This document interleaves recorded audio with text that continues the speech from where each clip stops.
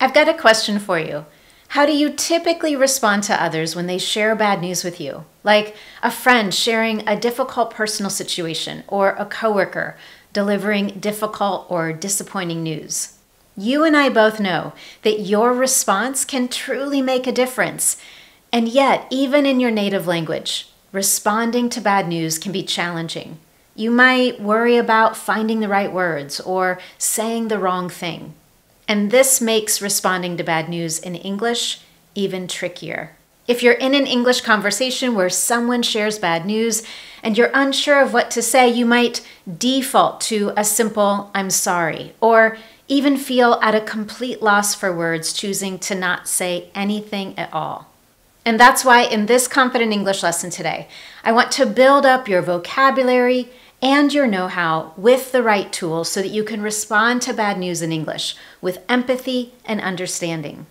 By sticking with me to the end of this lesson, you'll be prepared and confident for handling delicate situations and responding to bad news in English appropriately.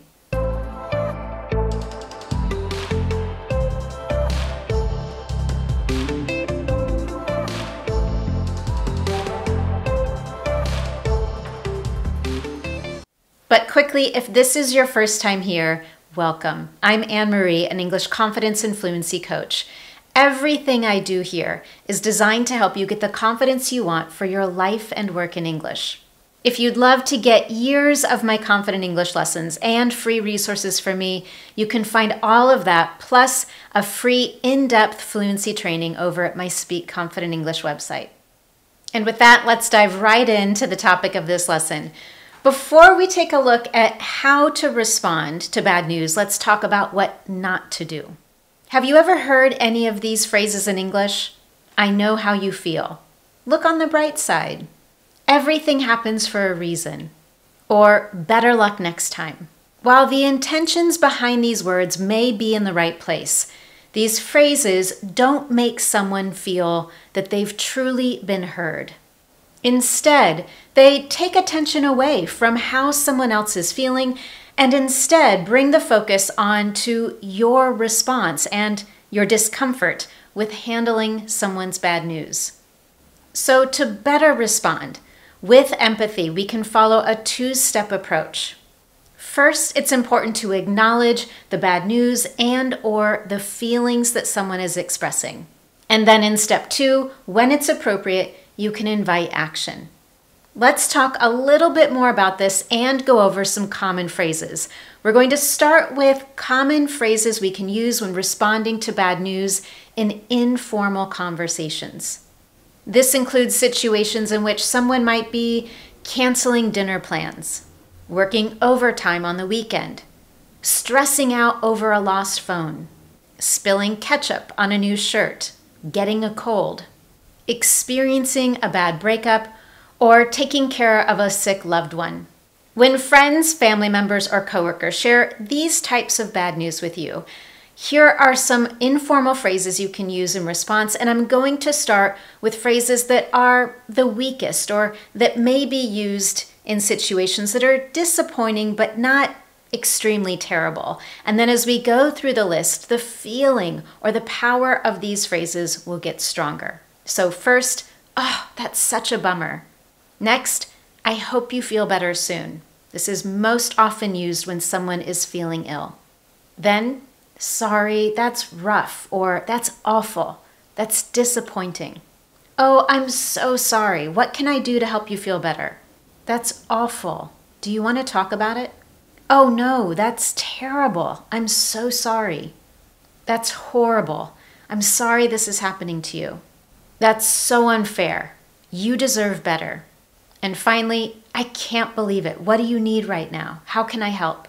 Each of those phrases acknowledges the negative feeling or emotion someone has, and in some cases they go a step further by offering some sort of action step. For example, an offer to help or to listen. Now, before we go on to look at more formal phrases we can use, I want to pause for just a moment and highlight two scenarios that walk through how we might use these phrases. In scenario number one, let's imagine a friend of yours cancels dinner plans 30 minutes before your reservation. Just before you leave your house, she calls to tell you that she has to cancel because she has to attend to a family matter. Maybe someone at home is sick. In that situation, here's how you could respond. "Oh no, that's terrible. I'm so sorry to hear that. I hope everything will be okay and we can catch up another time soon." In this response, we've acknowledged the bad news with empathy and left the door open to another opportunity in the future. And now scenario number 2. In this instance, let's imagine a sibling of yours has recently broken up with a boyfriend or girlfriend. So when responding to that news, you might say, "That's awful. I'm so sorry to hear this happened. What do you need right now?" Once again, this response is simple, empathetic, and it includes an opportunity to take action by offering help. Now that you have great examples of how to respond to bad news for more informal situations, or perhaps a better word to use would be casual or with people that you know very well, let's switch to more formal language.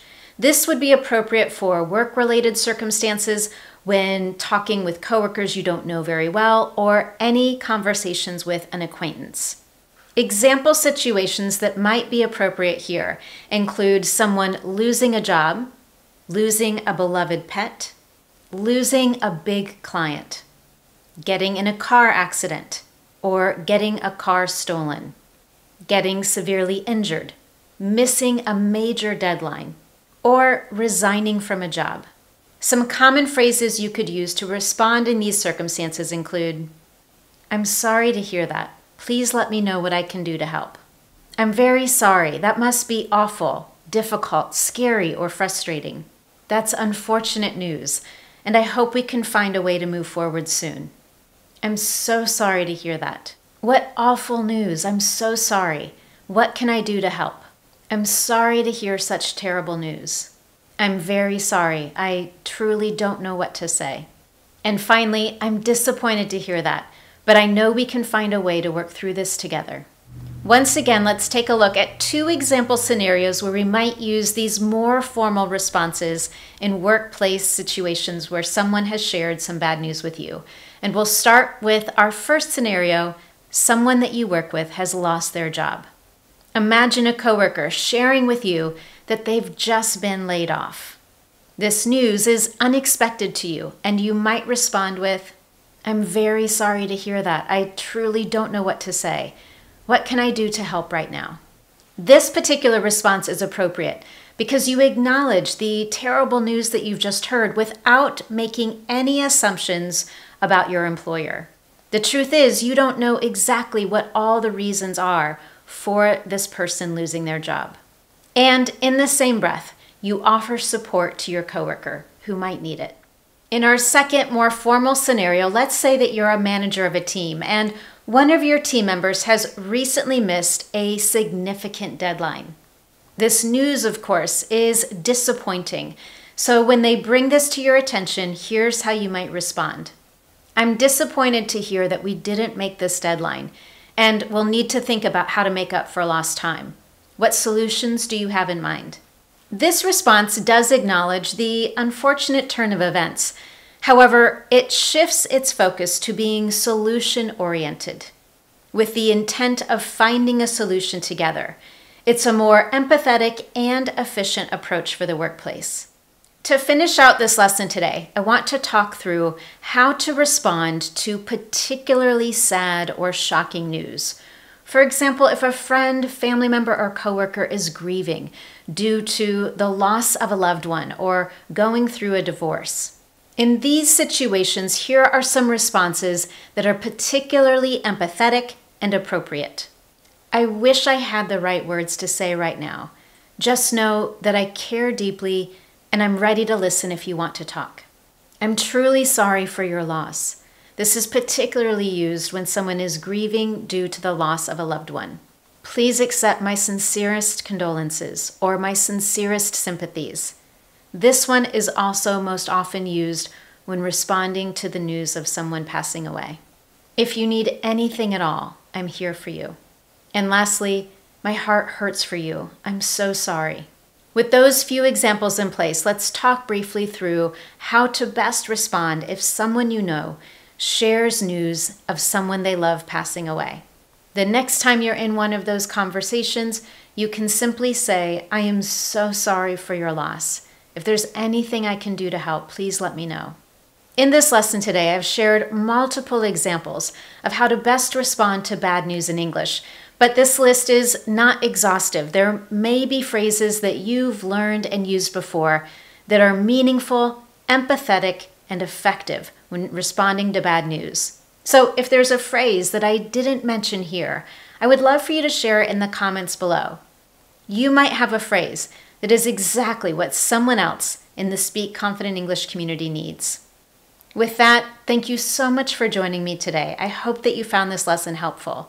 If you did, I would love to know, and you can tell me in a few very simple ways.